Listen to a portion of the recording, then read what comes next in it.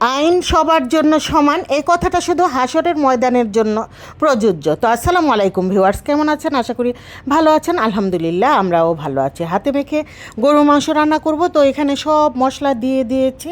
Lily হাতে মেখে মাংসটাকে মাখিয়ে নেবে। ও সুন্দর করে হাতে মাখাতে পারে, মানে অনেকক্ষণ ধৈর্য নিয়ে সে মাখাতে পারে। আমার অতটা ধৈর্য নাই, আমি অত সময় নিয়ে মাখাতে পারি না। ও সুন্দর করে সময় নিয়ে মাখায়। আমি যখন বলি যে হয়ে গেছে এবার রাখ মাখানো, ও বলে না আর একটু মাখাতে হবে।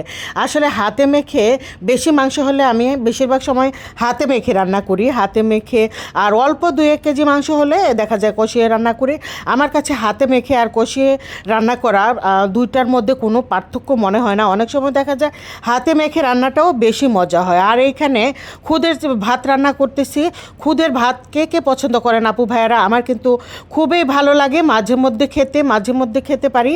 তো এই তো খুদের ভাতটা একদম ঝরঝরা করে রান্না করে নিয়েছি। এখানে পেঁয়াজ, কাঁচামরিচ, তারপর আদা কুচি দিয়েছি, আমি রসুন কুচি দিয়েছি, দিয়ে হলুদ দিয়েছি, অল্প একটু লবণ দিয়ে আর সামান্য একটু তেল দিয়েছিলাম, দিয়ে রান্না করে নিয়েছি। খুদের ভাত ভর্তা দিয়ে খেতে মজা লাগে। আর তরকারিটা চুলায় বসিয়ে দিয়েছিলাম। এখন তরকারি এই তো মানে কষানো হয়ে গেলে গরম পানির ঝোল দিয়ে রান্না করে নেব। গরম পানির ঝোল দিয়ে মাংসটা রান্না করলেই তরকারির স্বাদ বেশি ভালো আসে। তো লিলি এখানে কত স্টাইলে যে নাড়ানাড়ি করতেছে, আমি হাসতেছিলাম তার নাড়ানাড়ি দেখে।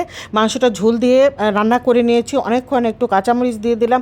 এখন দিয়ে দিচ্ছি গরম মশলা, তেলে ভেজে রাখা মানে ভাজা গরম মশলা গুঁড়াটা লাস্টে দিলে তরকারির ঘ্রাণটা খুবই ভালো আসে, সুস্বাদু হয় খেতে। তো একটু কাঁচামরিচ দিলেও অন্যরকম একটা ফ্লেভার আসে, ভালো লাগে। আর এখানে যে 2 রকমের ভর্তা দিয়ে খুদের ভাত খেতে ভীষণ লাইক করি। আমার ছোটো ছেলেটাও আজকে খুদের ভাত খাবে, ও পছন্দ করে খুদের ভাত খেতে। তারপর এই যে ডিম ভাজি করে দিলাম, সে শুধু ভর্তা দিয়ে খাবে না। তো বললাম তরকারি হয়ে গেছে, তরকারি দিয়ে খাও না। সে মাংসও নেবে না, খুদের ভাতের সাথে ডিম আর ভর্তা দিয়ে খাবে।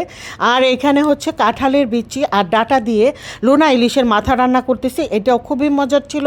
আর এখানে বাদাম ভাজা, কাঁঠালের বিচি ভাজা আর চাল ভাজা। এই খাবারটা কে কে পছন্দ করেন কমেন্টে জানাবেন। আমি মাঝে মধ্যে খুবই লাইক করি, ভালো লাগে। কাঁঠালের সিজনে খেতে ভালো লাগে। আর কাঁঠালের বিচি, চাল ভাজা, তারপর বাদাম ভাজা, এগুলা দিয়ে যে ঢেঁকিতে ছোটোবেলায় দেখতাম ঢেঁকিতে আম্মা একটা মানে নাড়ুর মতো বানাতো, খুবই মজা লাগতো, খুব ভালো লাগতো। কিন্তু ওইটা তো এখন আর খেতে পারি না। এখন মানে ঢেঁকি প্রায় বিলুপ্তির পথে।